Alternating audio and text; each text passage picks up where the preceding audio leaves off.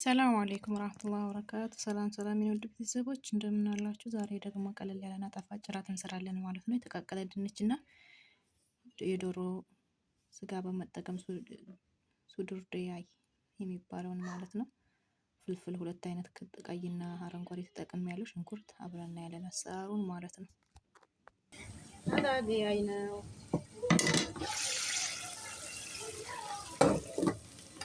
የተጠቀምነው ደግሞ የተቀቀለ ድንች ነው። ይሄ እዚህ ደግሞ ጅብና ፍልፍል አስወድ መላህ ጨምርኩ ማለት ነው። ድንቹ ላይ በኋላ እንዲጠቀለል ድንቹ ማለት ነው።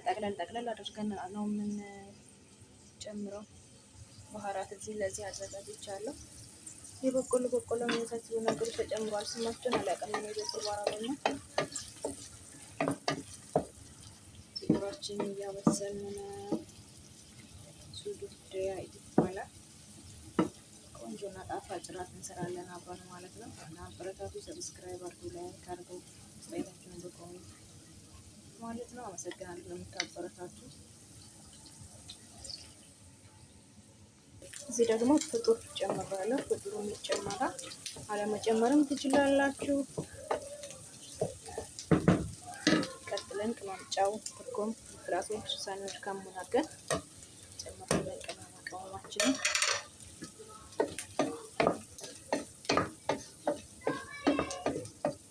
ይህንን በደንብ ከተቆላላ በኋላ የዶሮ የበሰለውን የዶሮ ስጋ እንጨምራለን ከላይ ማለት ነው። ይሄንን በደንብ ጥብስ ብለዋል። ብቻ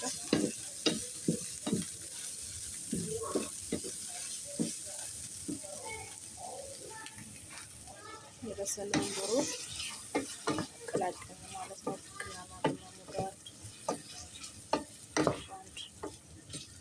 ይዋሃዳል ማለት ነው። የተወሰነ መብሰል አለበት። እዚህ ደግሞ ድንቻችን የበሰለ ድንቻችንን ፍልፍል አስወድና መልህ እና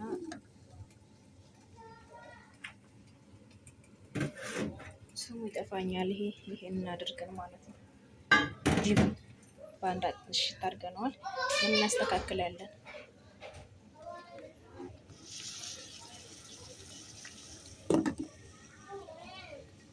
ድንቻችንን በዚህ በኩል ክብ አድርገን ካዘጋጀን በኋላ አሁን እነዚህ የበሰለውን ዶሮ አድርጌ ክሬማ ነው የተደረገው። ክሬማ ይሄንን ማለት ነው። አሁን የሰራነውን ድንች እንረትብ። የበሰለ ድንች ጅብንና ፍልፍል አስወድ መልህ ጨው አድርገን ነው እንትን ያለው። ይሄን እርጥብ አድርገን ከላይ ጅብን እንነሰንስና ክሬማ ነው። ይሄ ነጭ የምታዩት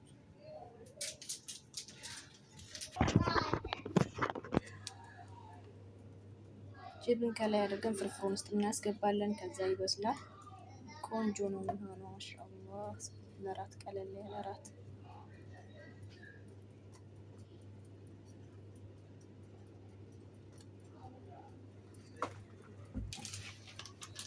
ጅብን ደግሞ ይሄ መነስነስ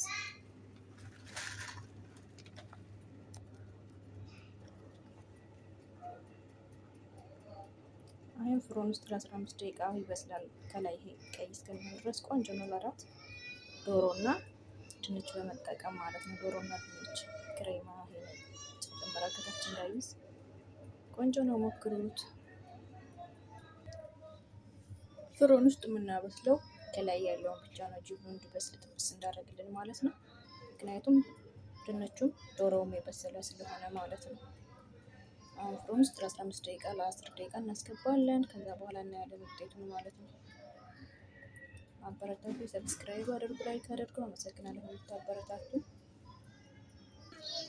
በዚህ መንገድ ከ15 ደቂቃ አውጥተናል ማለት ነው። ቆንጆ እና ጣፋጭ እራት ነው ማለት ነው። ሞክሩት እና ሰብስክራይብ አድርጉ።